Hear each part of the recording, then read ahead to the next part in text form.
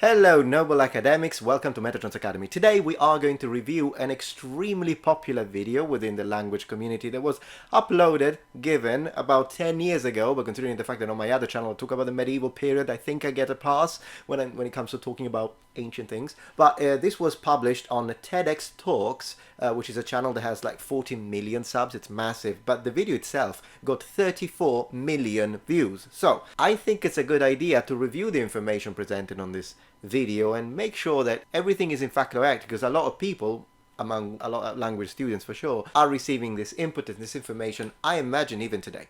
So the video is titled How to Learn Any Language in 6 Months by Chris Lonsdale, and then TEDx Lingham University, no idea how to pronounce it. Anyways, already the first part of the title, normally I would cringe, because whenever you hear these like books and courses that promise you fast results that are too good to be true, then usually there's something wrong with it, and immediately I would ask, okay, where's the book you're trying to sell? And on top of that, in this case we're talking about Chris Lonsdale. So who is Chris Lonsdale? Well, Chris is a polyglot. Here's another cringe, because normally a lot of polyglots on YouTube are frauds, complete total scams. The good news is that he is not a scam. So I've heard him speak Mandarin Chinese, okay? He's, I believe, American, correct me if I'm wrong, and the guy is actually really fluent. So at least for once we get a person who says he's, or maybe people, I don't know if he says it, but people say he's a polyglot, and at least the one language that I hear him talk that is in his native language, well, he sounds really, really good. So I checked that on my own off camera to make sure that it wasn't one of those situations, and I have to say I'm really impressed with his language abilities. So having said that, let's see if, as a language teacher and also someone who's, you know, reached a reasonable level of fluency in several languages, including English, which is my second language, and for instance Japanese, I'm okay with my Mandarin, but I'm not his level. I'm never his level. Let's see if I agree with some of the points that he makes. So let's go, because the claim is still very strong. Learn any language in 6 months. Well, you know, let's see what he's talking about. People at the back, can you hear me clearly? Have you ever held a question in mind for so long that it becomes part of how you think, maybe even part of who you are as a person? Well, I've had a question in my mind for many, many years, and that is, how can you speed up learning? This is an interesting question, because if you speed up learning, you can spend less time at school. And if you learn really fast, you probably wouldn't have to go to school at all. Now, when I was young, school was sort of okay, but I found quite often that school got in the way of learning. So I had this question in mind: how do you learn faster? Okay, so already his statement that oftentimes school gets in the way of learning is very true, and I used to teach at school. In fact, I taught in many schools when I was working under the European Funds of University and Research. I must have taught in something like 15 or 16 different schools, because I was sent around a lot. And I have to admit that unfortunately, it's not always the case, depends on the teacher, depends on the country. It's a very generalizing statement, but in general, I have to say that it is absolutely true that sometimes school does not provide their students not only with good teaching, but at the end of the day with the correct tools that can help them ameliorate their situation from an academic standpoint and prepare them for university and higher learning environments. So I agree with him there. Let's see what he says. This began when I was very, very young. When I was 11 years old, I wrote a letter to researchers in the Soviet Union asking about hypnopedia. This is sleep learning. Which is nonsense. Where you get a tape recorder, you put it beside your bed, and it turns on in the middle of the night when you're sleeping, and you're supposed to be learning from this. Yeah, it's been proven that it's false. It doesn't work. In fact, if anything, it disrupts your sleeping, because you constantly have these noises, and at the end of the day, it will not make it easier for you to learn, because you won't, most likely, depending on what volume you're using, get a full night of sleep, which will impede your ability to concentrate and focus on the following day. It's nonsense. Don't waste your time. Good idea. Unfortunately, it doesn't work.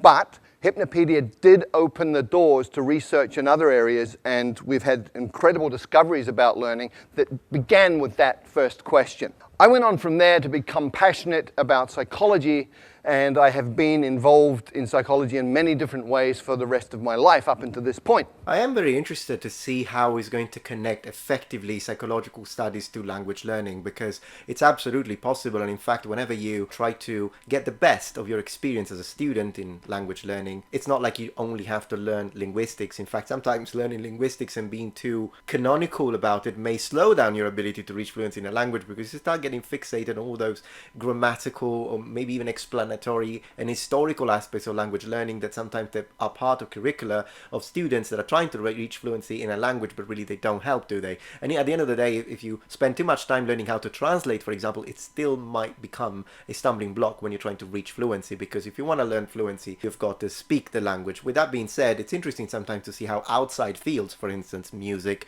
can absolutely increase your ability to successfully reach fluency in a language, even though it's a sort of disconnected, but in reality everything is connected. So psychology, absolutely, but let's see how he does it. In 1981, I took myself to China, and I decided that I was going to be native level in Chinese inside 2 years. Right. Okay. That is an incredible goal, should we say. First of all, not everyone can reach native-like level in any language, in a foreign language. I mean, there are people, you put them for 30 years, 50 years in another country, they will not reach native-like. It's very, very rare. But hey, perhaps he has the talent and the ability to do it. That's great. But 2 years is a very short period of time. Now, if he managed that, then my respect for him is going to grow tenfold. But let's see. Now, you need to understand that in 1981, everybody thought Chinese was really, really difficult, and that a Westerner could study for 10 years or more and never really get very good at it. And I also went in with a different idea, which was taking all of the conclusions from psychological research up to that point and applying them to the learning process. What was really cool was that in 6 months I was fluent in Mandarin Chinese. Again, I respect the achievement. Fluency, however, is a very subjective indicator, in the sense that what you may consider fluency, someone else might not consider fluency. And it's rather relative. I noticed that people who do not speak a second language and then start reaching a reasonable level that anyone within the language community would consider to be perhaps intermediate, maybe upper intermediate, then they say they're fluent, but that's simply because they haven't had the ability or the experience before of reaching actual real fluency in a second language, and so they feel fluent also comparatively to the people they have around them. And this very much happens in the Anglophone sphere a lot. Was he actually fluent within 6 months, meaning actually fluent? I don't know. If he was, impressive achievement, but I'm a little skeptical. And it took a little bit longer to get up to native. That as well. I know I'm kind of nitpicking a little bit, but I don't think it's up to you to say whether you have reached native-like level. Like you are saying you have. I heard you speak Mandarin. I might even put a little clip later so you can hear and judge him. Right now his Mandarin is very high and he's definitely fluent. Does he speak exactly like a native? That is something that, as I say, it's extremely rare. I wouldn't say I speak like a native when I speak English, which is my second language, in the sense that, yeah, occasionally I did get some people, like maybe an English person, an American, who tell me, hey, I wouldn't have thought that you were Italian. It's a nice compliment, but I also know that the reality, if I have to examine myself and assess my own level from sort of an outside perspective, I would say that yes, sometimes I sound like a native, but there are other times where the stress, the cadence, don't even know. There you go. My pronunciation, maybe a slip, maybe I pronounce a vowel, the intensity, the excitement that I put in a sentence, the way I structure the pattern of the sentence from a linguistic and pitch standpoint. When all of that is seen, then there will be situations where people will listen to me and be like, no, I can tell you're Italian. You sounded just like an Italian right there. So that's why I never say it about myself. I think it's up to the natives. Only they can say that, like, you sounded like a native to me right then, right there. So that's already, you say you sound like a native after 2 years, impressive, but I'd rather hear a Chinese say that. But I looked around and I saw all of these people from different countries struggling terribly with Chinese. I saw Chinese people struggling terribly to learn English and other languages. And so my question got refined down to, how can you help a normal adult learn a new language quickly, easily, and effectively? Now, this is a really, really important question. It is a very important question. I agree with him 100%. And just to add to what I said a second ago, please remember, I'm not attacking him because I actually respect the level of fluency he reached in Mandarin, which is an extremely difficult thing to do. And in this case, I do appreciate what he's saying. It's just that, you know, the nomenclature sometimes can become a little, you know, anyways. Today's world. We have massive challenges with environment. We have massive challenges with social dislocation, with wars, all sorts of things going on. And if we can't communicate, we're really going to have difficulty solving these problems. So we need to be able to speak each other's languages. This is really, really important. The question is, how do you do that? Well, it's actually really easy. Yeah, already it's not easy. Okay, it's not easy. I know you want to say it perhaps to motivate students. Maybe I would say it's easier than you think, but it isn't. Let's remove this fake idea. I'm not trying to be impolite, but let's remove this fake idea that, oh, learning Mandarin and getting to fluency and sounding like a native in 2 years, it's easy. It's not easy. There's nothing easy about having reached to the level that I have now in English. Not perfect, but at least I can turn on a camera and speak without having to write a script. And likewise, the level I reached in Japanese, it took me 4 years of university and 4 years living in Japan trying to intermingle with the Japanese as much as possible before I was actually fully confident this is a language I know well. Not easy. Nothing easy about it.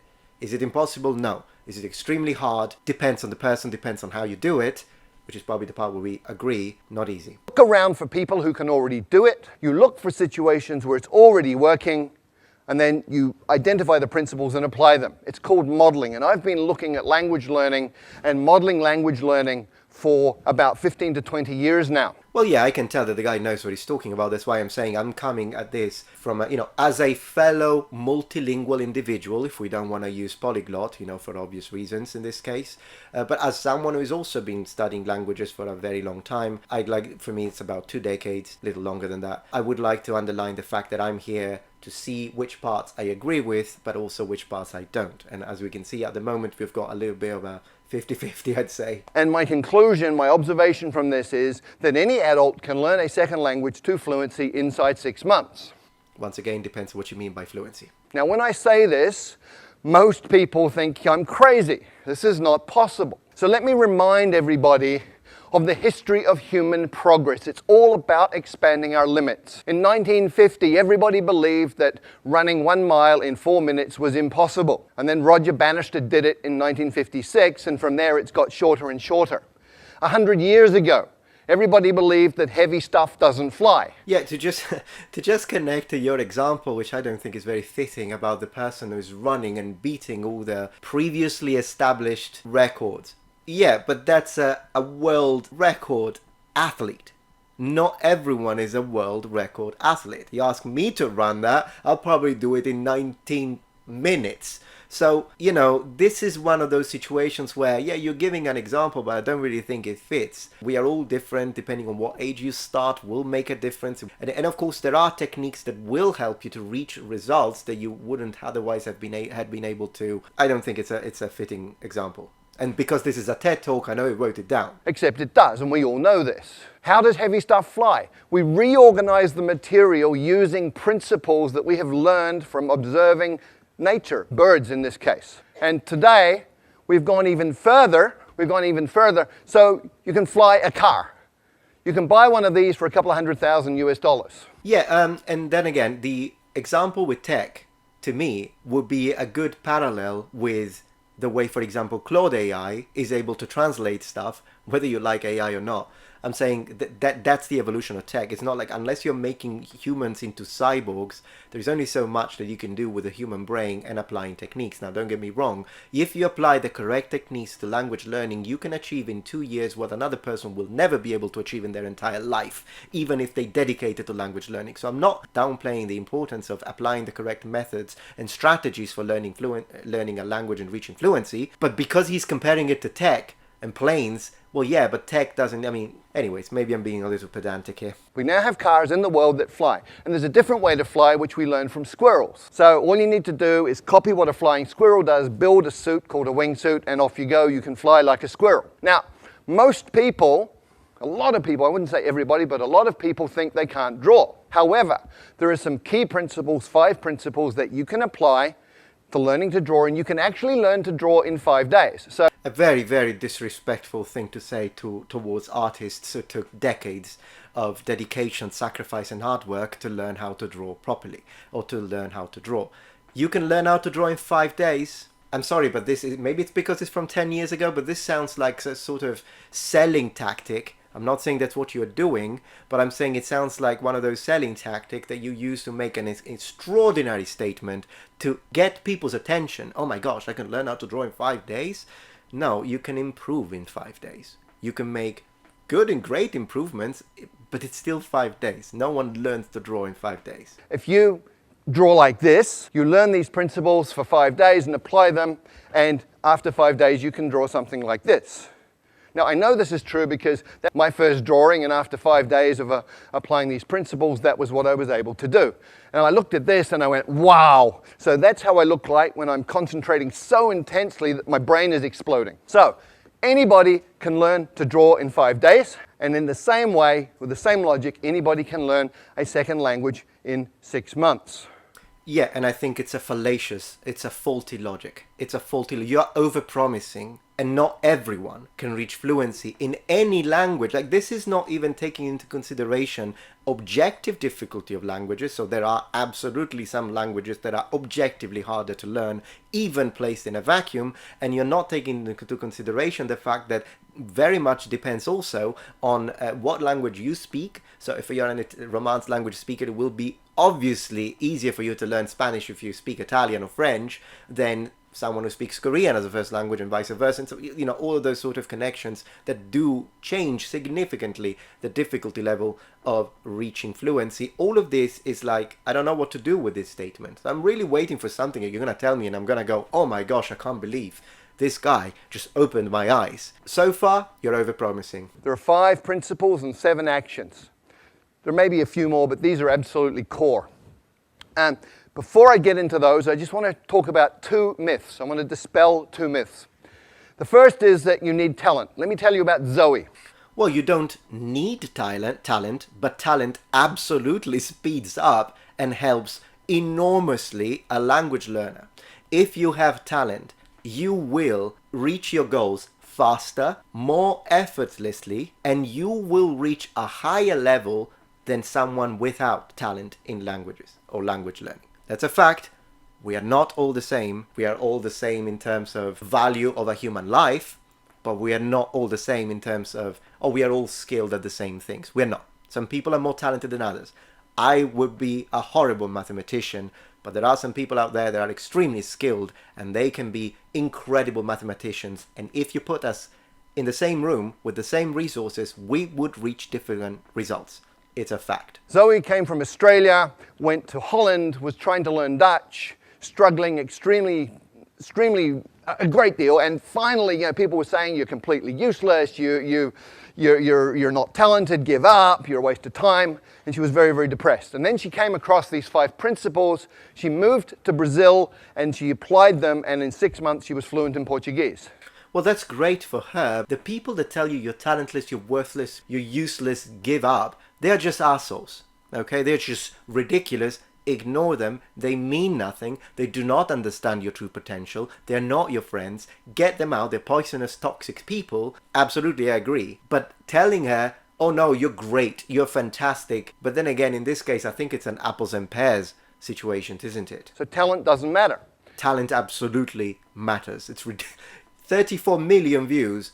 Mate, I completely disagree. It's false. It's demonstrably false. The talent doesn't matter. Talent matters very much. However, even if you don't have the talent of the next Leonardo da Vinci, you can still reach great results with correct techniques and with sacrifice and perseverance. That's the truth. Let's not say the talent doesn't matter, because it's not true. You, sir, have a talent. You reached a very high level of Mandarin Chinese, and as according to you, in a very brief, short period of time.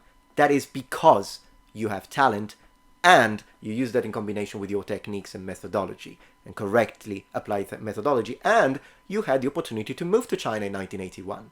Not everyone has that. I don't know what you're going to do, what you're going to say about immersion. I don't know if you're one of those who doesn't believe in immersion, but immersion absolutely is key, and you were immersed when you were in China. That immersion in a new country is the way to learn a language. But look around Hong Kong. Look at all the Westerners who've been here for 10 years who don't speak a word of Chinese. That is because they weren't immersed. They simply stood on Chinese soil. Okay, your example here is completely wrong. Like I kind of came into this expecting, considering your skills, expecting a presentation that I would agree with, but now we're actually kind of diverging very much. Immersion is key.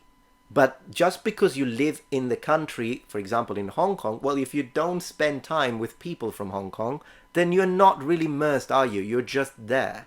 And if you are immersed, so you live in London, but you spend time with English people the entire time you're there, then yes, you will see incredible results. The people that spend 50 years, 20 years in another country and don't speak a language, it's not because immersion doesn't work, it's because they are not immersed. That's not what immersion is. Living there, relocating, paying your taxes in that country does not make you immersed in that country, culture, language, and socio-economic situation. Look at all the Chinese living in America, Britain, Australia, Canada, who've been there 10, 20 years and they don't speak any English.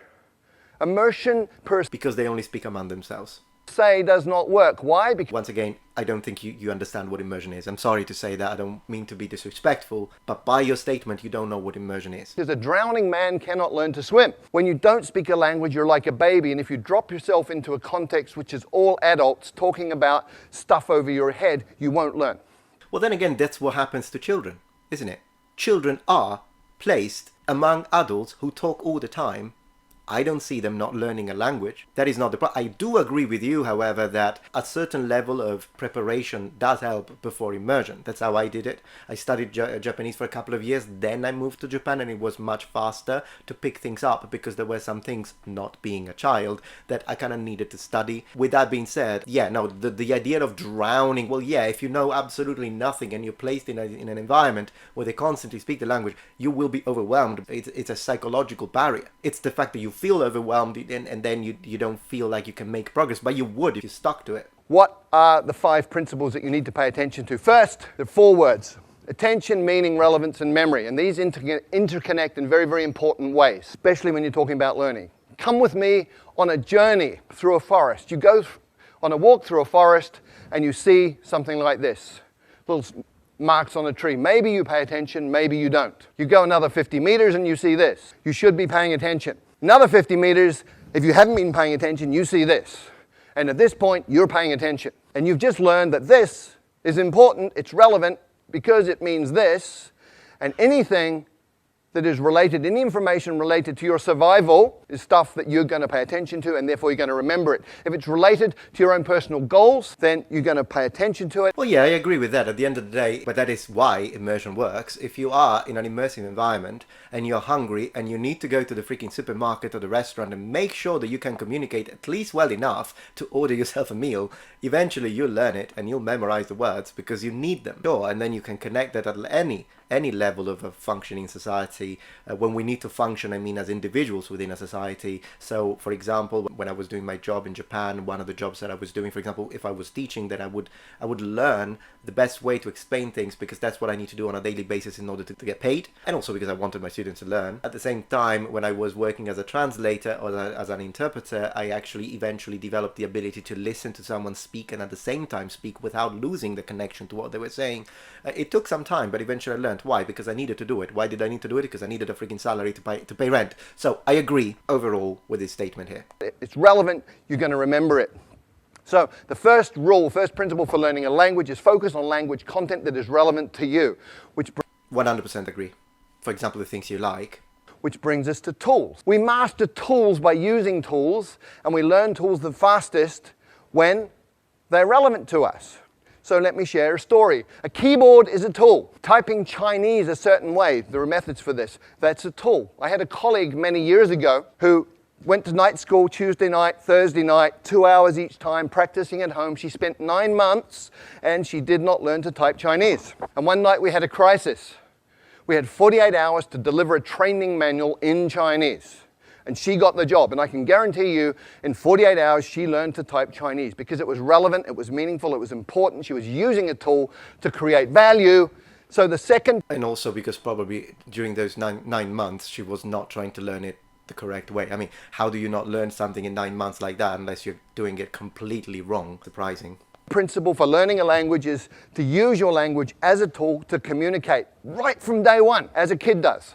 I like that. I like that. Pushing the students, that's something I used to do a lot when I was teaching languages full time, is I would try, even if it was the first lesson, I teach them the first words and then we do a little role play and then I want them to try and use the words and then use the words among themselves. That is very important to push students to speak, because unfortunately one of the barriers that some people have, not everyone, depends on your personality, but introverted people, people that don't really feel comfortable when it comes to like breaking the ice, don't have a lot of experience with that, they will wait until they're fluent in their mind, or at least confident enough before they start trying to speak the language, which never works. The day will never arrive.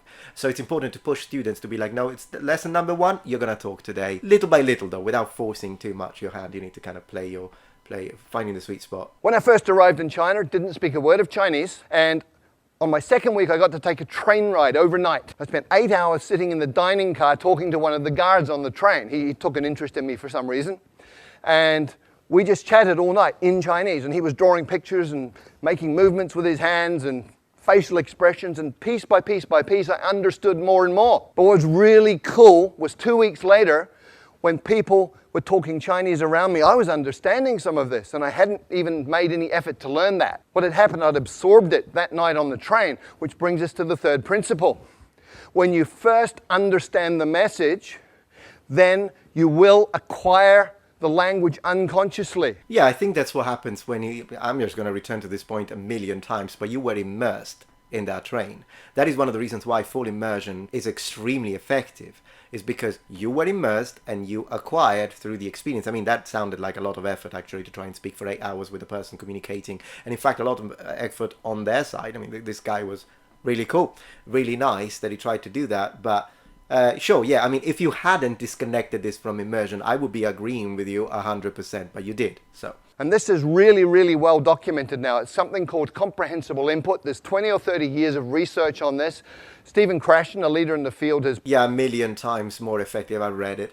1,000,000 times more effective than, for example, traditional book learning when it comes to language proficiency. I'm going to say 20 times, not because I remember the actual figures, but I'm saying extremely effective to simply do that, yeah. Published all sorts of these different studies, and this is just from one of them. The purple bars show the scores on different tests for language. The green and the purple people were people who had learned by grammar and formal study. The green ones are the ones who learned by comprehensible input.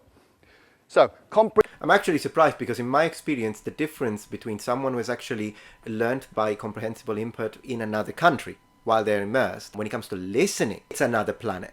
Like people who don't actually learn by listening and being exposed to a language environment, even if it's recreated, get to that in a minute, they just don't understand anything. They understand just a couple of words, even if they've been studying for years. Instead, you take a person and put them in frigging, I don't know, Beijing for 6 months, for a year, and their ability to, they're not going to be fluent in most cases, but their ability to understand is going to be enormously on a completely different level. Comprehension works. Comprehension is key. And language learning is not about accumulating lots of knowledge. In many, many ways, it's about physiological training. Very much like that. Excellent example, very fitting. A woman I know from Taiwan did great in English at school. She got A grades all the way through, went through college, A grades, went to the US and found she couldn't understand what people were saying. And people started asking her, "Are you deaf?" And she was English deaf, because we have filters in our brain that filter in the sounds that we are familiar with, and they filter out the sounds of languages that we're not. And if you can't hear it, you won't understand it. If you can't understand it, you're not going to learn it. So you actually have to be able to hear these sounds.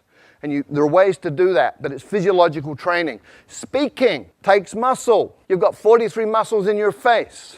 Yeah, no, yeah, for sure. Yeah, everything you're saying right now, I'm not commenting, I'm not adding much because I agree 100%. Is he going to mention the fact that it's going to hurt? Because that's what happened to me when I first moved to England. While I was there, I remember that within the first month, a month and a half, my mouth started hurting. And I had a little bit of that as well when I was trying to practice Japanese on a daily basis after some time, well, after moving to Japan. So I wonder if, because I see that now he's talking about facial muscles, that is something that people who experience full immersion usually report, me included. You have to coordinate those in a way that you make sounds that other people will understand. If you've ever done a new sport for a couple of days and you know how your body feels, hurts, if your face is hurting, you're doing it right. And the final principle is state, psychophysiological state. If you're sad, angry, worried, upset, you're not going to learn, period.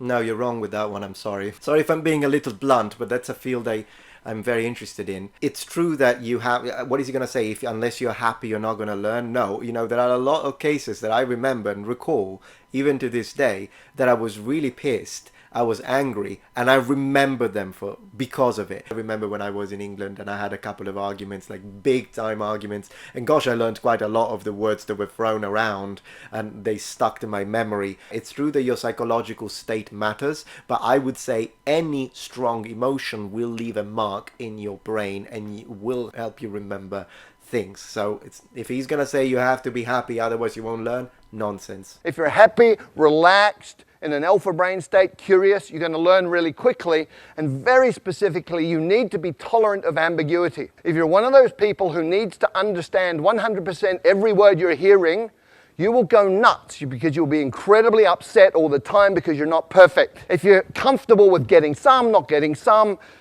just paying attention to what you do understand, you're going to be fine, you'll be relaxed, and you'll be learning quickly. So based on those 5 principles, what are the 7 actions that you take? Yeah, I agree with this last thing that he said. It's true. Fixating or hyperfixating, it's a personality thing, but hyperfixating into perfect execution or perfect comprehension skills, particularly in the early stages when that's not likely, is in fact problematic. Now, my question is to you is, since you are promising people that they will reach fluency in 6 months, and usually one of the things that correlate or come with fluency is also the ability to understand the majority of what you're being told, because otherwise you're not fluent. If you can just speak rapidly but you understand nothing, all you're doing is you're memorizing sentences, but you're not fluent, are you? If you're fluent, it means you can, it's kind of a back and forth. That's what being fluent in a language means. You're confident, you are, maybe there are a couple of very technical areas where you can't really speak well, but they will be challenging even for a native, but in general you can have a very effortless conversation and communication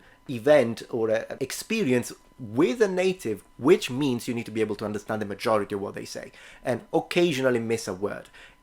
Since you are over-promising that, aren't you in fact preparing the way psychologically, since you are the psychology expert, for people to become fixated into, oh, I need to understand more, what's going on? I've been doing this for 2 months, why do I not understand anything? I'm now upset. That is the danger of over-promising, in my opinion. This is already quite a long video, so I think I might make a second video where I discuss what a more reasonable and less sensationalistic time frame I can give to students if they do apply a lot of these techniques in combination with language immersion as he is presenting them. I think that I will have to give you a few options because it very much depends on the students and where they're coming from, what sort of experience they have, what sort of means they have, but that will be much more realistic. This, unfortunately, I disagree. I know it sounds nice, but I disagree. Not everyone, even if they do all of these things, not everyone will be able to reach fluency in 6 months. It is what it is. But anyways, thank you very much for watching, and again, hello to Chris. I do respect him as a linguist, absolutely. It's just that, I respectfully disagree. But let me know what you think in the comment below, and as always, thank you for joining Metatrons Academy.